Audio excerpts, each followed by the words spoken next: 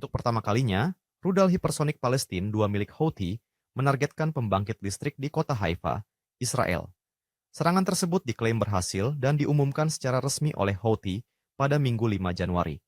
Dikutip dari Sputnik via Tribun News, Senin, 6 Januari 2025, juru bicara Houthi, Jenderal Yahya Sari mengatakan, pembangkit listrik yang diserang adalah Orot Rabin. Ini menjadi serangan terjauh yang dilakukan perlawanan Yaman.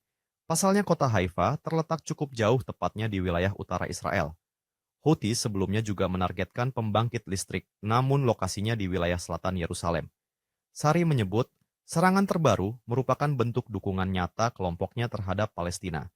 Sementara itu, militer Israel hingga saat ini belum melaporkan dampak serangan Houthi. Namun, rudal dari Yaman telah berulang kali sukses menembus sistem pertahanan udara musuh. Tercatat ada 5 serangan menggunakan rudal hipersonik Palestina 2 selama Desember 2024. Termasuk yang menargetkan Bandara Ben Gurion hingga pangkalan udara militer Israel di Nevatim. Rudal Palestina 2 ini mampu menempuh jarak hingga 2.150 km dengan muatan hulu ledak 500 kg.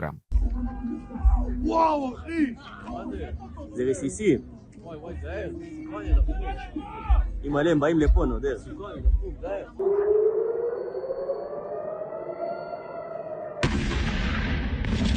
Demikian berita terkini Syedara Loan. Nantikan terus berita terbaru lainnya. Jangan lupa like, subscribe, dan share. Seluruh akun serambinews.com. Download Tribun X sekarang. Menghadirkan lokal menjadi Indonesia.